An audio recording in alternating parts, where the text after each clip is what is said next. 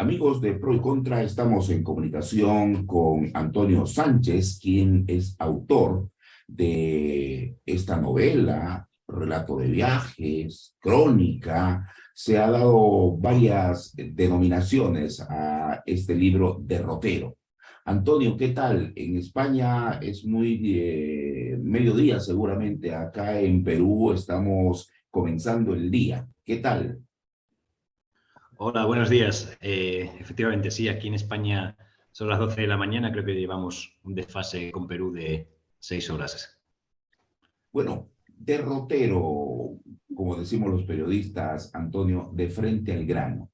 ¿Cómo lo tomas tú? ¿Como un diario de viajes, como una crónica de viajes, como una novela cuya temática los amazónicos pues la tenemos muy nuestra, nos atrapa el libro? Te pongo como un collage de palabras, porque yo al primer contacto con la novela, que no ha sido hace mucho, me quedé fascinado. Una descripción de tu libro breve, una reseña bibliográfica del libro, Antonio, por favor. Bueno, mi intención era hacer una novela, un texto narrativo, pero es verdad que luego, como se desarrolla a lo largo de un viaje por el río Napo, desde Sucumbíos en Ecuador hasta la propia Iquitos, allí en Perú, los críticos y reseñadores la han visto más como una novela de viaje, ¿no? Digamos, y también de crónicas, ya que se trataba de precisamente dar testimonio de todo lo que pasa en ese territorio, ¿no? De la región de Sucumbíos y de Loreto, en Perú. Y ahora, hay una denominación que he leído en una de las tantas publicaciones, uno de los tantos artículos que se han escrito sobre el libro. Dice, ficciones verdaderas sobre delitos ambientales. ¿Se podría resumir así el libro? Sí, esa definición me gusta, creo que la dio el diario Clarín de Argentina.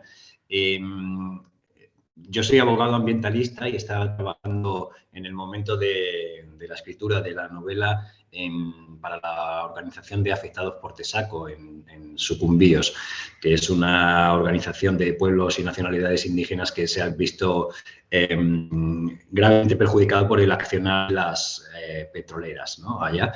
Entonces, sucedió que bueno, presentamos una demanda contra el uso de esos mecheros petroleros que estamos acostumbrados a ver en las plataformas, que suelen dar unas grandes llamaradas de fuego. Lo que están haciendo es quemando el gas asociado a las bolsas de crudo, de petróleo.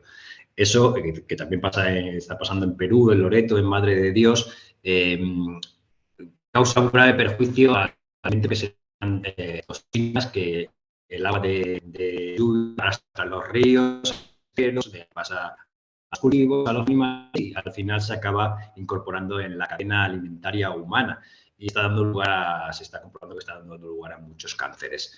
Denunciamos ese uso de los mecheros y las autoridades judiciales de Ecuador nos dieron la razón y han dado un plazo para la eliminación de los mismos. Entonces yo estaba dedicándome a la redacción de esta demanda cuando sucedió el paro nacional en Ecuador en 2019 y como toda la actividad del país se paralizó, también la judicial se suspendió toda, fue que me dediqué a viajar, pero también estaban cortadas las carreteras y tuve que navegar, ¿no? Por los ríos amazónicos y fue cuando inicié ese periplo de navegación por el Napo, pasé hasta Perú por Nuevo Rocafuerte y Cabo Pantoja, visité toda la provincia de Loreto, Santa Clotilde, llegué a Iquitos y vi muchas cosas que estaban pasando también en Perú, pero también en Ecuador y creo que es extensivo a toda la Amazonía en cuanto a esas maneras de actuar de las empresas transnacionales extractivas, ¿no? Y no solo de las empresas, también de la minería clandestina, que se está dando también mucho por la zona. Pudimos asistir a varias especies de ciudades clandestinas, ciudades de plástico las llaman. También vimos muchas dragas en el Napo y en sus afluentes y, bueno, las petroleras. Entonces, pensé en ese viaje, que además fue largo porque a veces cuesta avanzar, ¿no? Por el Napo te quedas varado por días a veces en las comunidades porque a la espera del siguiente carguero o del siguiente canoa o peque-peque que te pueda seguir acercando. Que era un escenario muy interesante para narrar la historia que yo quería contar, ¿no? Porque podía incorporar todos esos elementos de la realidad amazónica. Ahora, lo que tú dices coincide un poco con una de las reseñas, de las tantas que se han escrito sobre el libro, no solamente en España, sino en otros países, pero algunos le llaman magia literaria de Sánchez, pero yo te quiero leer un párrafo de uno de estos artículos, Antonio, para ver si coincides, porque hay veces que los críticos encuentran en las obras literarias, como decía Gabriel García Márquez, situaciones que ni el autor se ha dado cuenta. Pero dice este artículo, todo transcurre en 18 días, relatados en orden de diario de viaje, pero en un tiempo real aglutinado en la resina poética de una prosa que sorprende tanto en su profundidad como en la diversidad de hablas.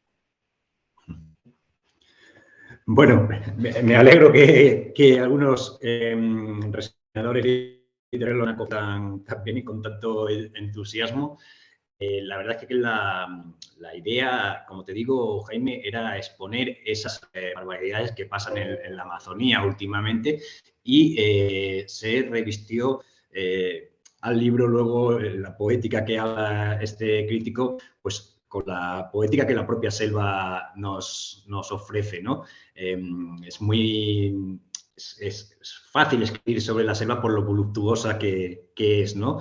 Entonces, me alegra que se haya conseguido aunar ese fondo, esa intención de denuncia que tiene la novela con esa forma que han sabido ver algunas personas y que, bueno, me alegro de que así sea. Ahora, antes de entrar a la publicación que se va a hacer en Perú, las coincidencias entre el pueblo ecuatoriano y peruano en cuanto a los delitos ambientales, en cuanto al comportamiento de la población, en cuanto a las decisiones de los gobernantes, ¿es coincidente, similar? ¿Has encontrado tú en este viaje, en este recorrido, coincidencias para mal, coincidencias para bien? Y en estas coincidencias, ¿has encontrado también una motivación para escribir, Antonio? Sí, hay coincidencias para mal y para bien. Desde luego, para mal, pues lo que vemos sistemáticamente que está pasando en Perú, en Ecuador y en toda la Amazonía de territorios devastados, ¿no? por las industrias extractivas. Pero para bien también la resistencia de los pueblos locales y de las comunidades indígenas a esos proyectos, expresados muchas veces en forma de bloqueos o de mingas comunitarias y de solidaridad, ¿no? entre comunidades. Eso, desde luego, es algo que a mí me sorprendió verlo repetido tan sistemáticamente, ¿no? Tanto en Ecuador como en Perú, también como en Bolivia, en la Amazonía boliviana, donde también he estado trabajando. Creo que ahí, visto desde los ojos del foráneo, se percibe una manera de hacer que colectiva y solidaria que muchas veces en Occidente no tenemos. Sí, eso en cuanto a las coincidencias. Luego, evidentemente, cada territorio tiene su particularidad y sus maneras y sus comunidades diferentes y a lo mejor el quichua de Ecuador a veces se diferencia del quichua de Perú y los Shuar, pero la verdad que me quedo con esas coincidencias de manera de hacer. el prólogo, que yo siempre recuerdo que escribió Mario Vargas Llosa a un libro del economista Hernando de Soto, entre otras cosas decía que a veces los economistas escriben mejores historias que los propios novelistas. Yo he recordado esa frase y la traslado a Derrotero. A veces los abogados escriben mejores historias que los novelistas. ¿Has sentido esto? ¿Sabes qué pasa, Jaime? Yo cuando trabajaba en la Unión de Afectados por Tesaco, tienen una librería allí bastante extensa de pues, todo el caso que llevaron contra Tesaco, la hoy llamada Chevron, y es todo lo que se había publicado en ensayo, de temas de abogacía, también de temas de biología sobre el desastre, pero yo sentía que aquello no había llegado a un público general, ¿no? Una historia tan dramática como la que pasó allí en Sucumbíos y que se puede extender al resto de la Amazonía. Y esa fue un poco la idea de empezar a desarrollar una novela, ¿no? Para tratar de llegar a gente no especializada, ¿no? Digamos, y trasladarle todo esa barbaridades que están ocurriendo en ese territorio amazónico.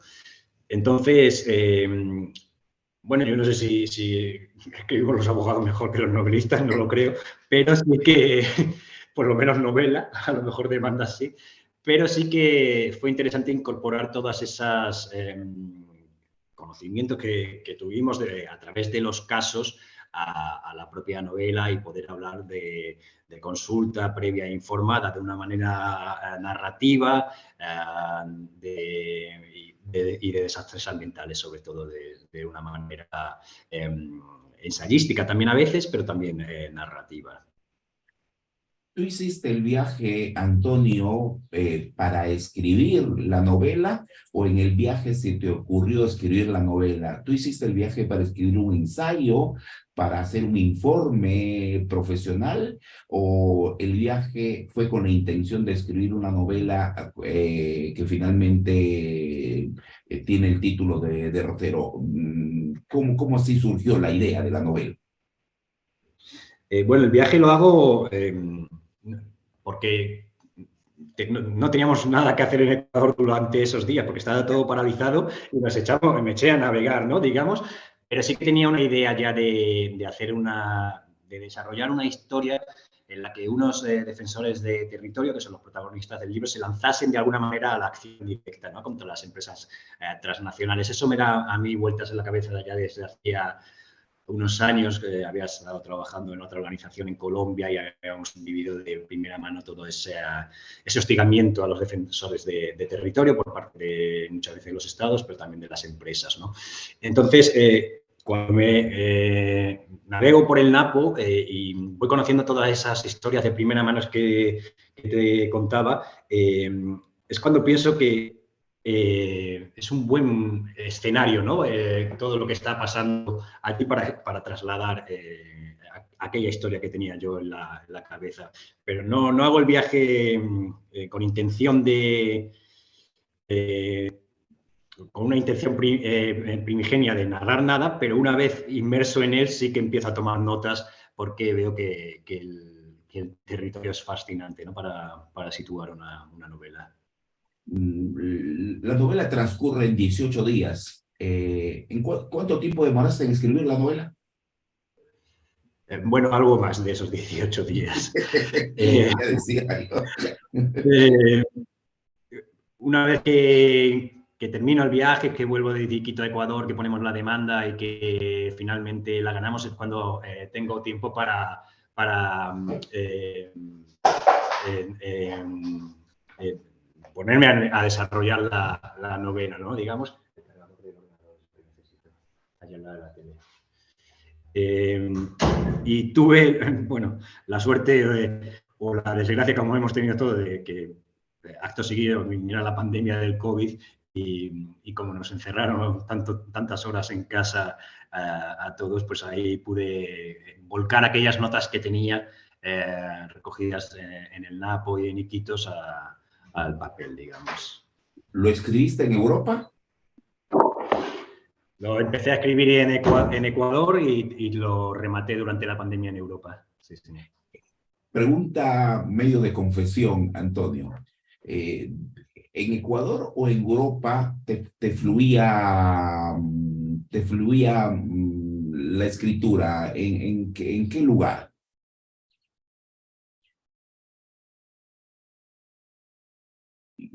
Sucede situación con Antonio y estábamos conversando sobre el tiempo que le llevó escribir la novela y dónde lo escribió, en Ecuador y en Europa. Le preguntaba dónde te fluían más las ideas, dónde te resultaba más fácil, porque hay veces que uno dice geográficamente en algún lugar y comienza a fluir. ¿En dónde? ¿En Ecuador o en Europa, Antonio? Bueno, en Ecuador, viviendo allí en la selva, desde luego tenía un contacto más inmediato, ¿no?, con todo el territorio donde se desarrollaba la novela, pero es verdad que luego al regresar a Europa y tener tiempo y estar encerrado por el COVID, ese alejamiento del territorio también de alguna manera te hace ver las cosas de otra forma, te saca de allí y te hace verlo desde otra perspectiva, con lo cual creo que ambos momentos de la escritura aportaron cosas diferentes desde el punto en el que me hallaba en ese momento, sí. Eh, Y yo cuando leo la novela, eso de que transcurren 18 días fue adrede, porque ahí, claro, hay horas que transcurren en menos tiempo, pero eso del viaje en 18 días fue adrede, esa delimitación de tiempo, Antonio. sí, fue adrede porque quería hacerlo coincidir con un momento muy concreto en el tiempo, que fue el tiempo que duró el paro nacional en Ecuador. Entonces empieza la novela durante los primeros días para precisamente dar testimonio también de aquello que estaba pasando. Entonces se produce en esos 18 días, en los días de octubre de 2019, en el que se dio este acontecimiento tan potente y tan importante en el país y que se va manifestando en la novela, porque los protagonistas se van cruzando con gente que se va uniendo al paro desde los diversos lugares de la Amazonía, y termina cuando finalmente termina el paro con el pueblo de alguna manera derrocando las políticas del Fondo Monetario Internacional.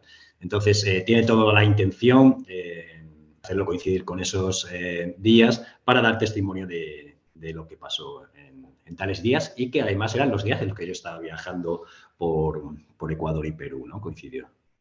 Si en Ecuador, si en la biblioteca de Ecuador se te ocurrió que esta historia tiene que conocerse más allá de los gabinetes, de los escritorios, y yo cuando contactamos, dije, este contacto también es posible gracias a la magia de Internet, a la magia de las comunicaciones, porque de lo contrario, quizás hubieran pasado varios años para conocer la novela, que transcurre un poco en hitos, y la posibilidad de publicación hoy concretada a través de un acuerdo con Tierra Nueva, me parece maravilloso, no solamente por el contacto, sino por la posibilidad de difundir el libro. ¿Crees que este libro debe conocerse en toda la Amazonía continental? ¿Hay ese propósito? ¿Por qué se publicó primero en España? Eh, Cuéntanos un poquito de esto, Antonio, por favor. Desde luego, a mí lo que me gustaría es que se conociese en toda la Amazonía, esa era la intención con la que se hacía. Se publica primero en España por un tema editorial, la editorial Sigilo, que es la primera que la publicó, por tiempos editoriales, tú sabrás perfectamente cómo funcionan estas cosas.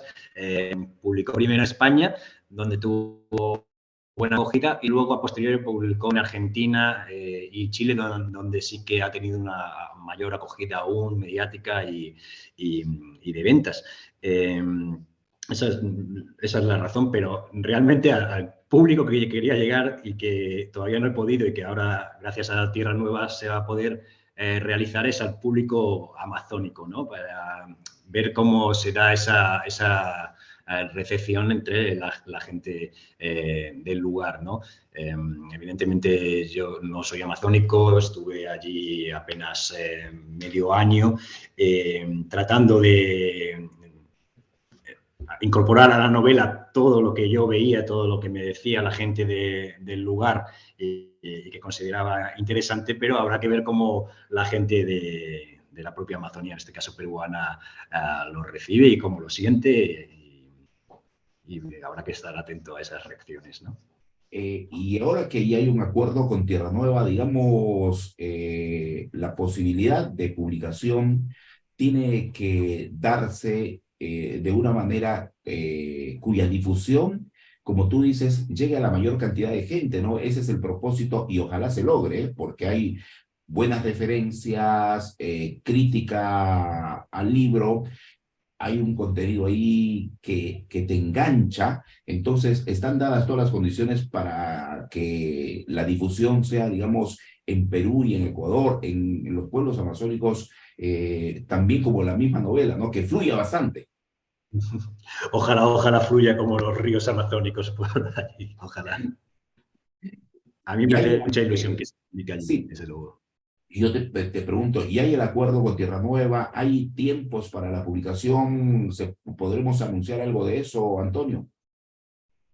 Eh, bueno, eso tú dirás, pero creo que es inminente, ¿no? Sí. Ahora, déjame decirte que yo me he emocionado con la lectura del libro, conversado con algunos paisanos ya sobre el libro, algunos me están dando las opiniones que me entusiasman mucho más, entonces, como decimos aquí, adelante y que el río siga su cauce. Exacto, y que lo distribuya bien y que llegue al mayor número de comunidades posibles. Yo me alegro mucho porque he visto, he estado leyendo sobre la editorial Tierra Nueva y la verdad es que me parece un proyecto muy interesante, muy bonito, el hecho de que se dé cabidas a voces de diferentes lugares del mundo, pero siempre hablando sobre la Amazonía, ¿no? Me parece interesantísimo. Creo que es la única editorial, hasta donde yo conozco, que se dedica exclusivamente al territorio amazónico y me parece un proyecto al que auguro muy buenos éxitos y nada, para adelante con ello, claro que sí. Y llegado el momento, señor, en España y en Iquitos, tienes que estar presente, valga la redundancia, en la presentación de tu libro, que yo en verdad, déjame decirte, más allá de los derechos de autor o los derechos de propiedad, siento como un libro hecho por amazónicos, hecho por nosotros y para nosotros. Siento esta, ¿cómo te puedo decir? Esta propiedad, esta acogimiento. El libro te engancha, pero tú te enganchas, te metes en la historia. Eso me parece maravilloso, Antonio. Eh, Felicitaciones y muchas gracias por darte un tiempo para conversar de derrotero. Muchas gracias a vosotros, Jaime. Y nada, sí, por supuesto, me encantaría volver a Iquitos, es una ciudad que me fascinó, que queda muy grabada en el libro y ojalá pueda darse ese nuevo encuentro. Muchas gracias. Buenos días y buenas tardes. Un abrazo, que vaya bien.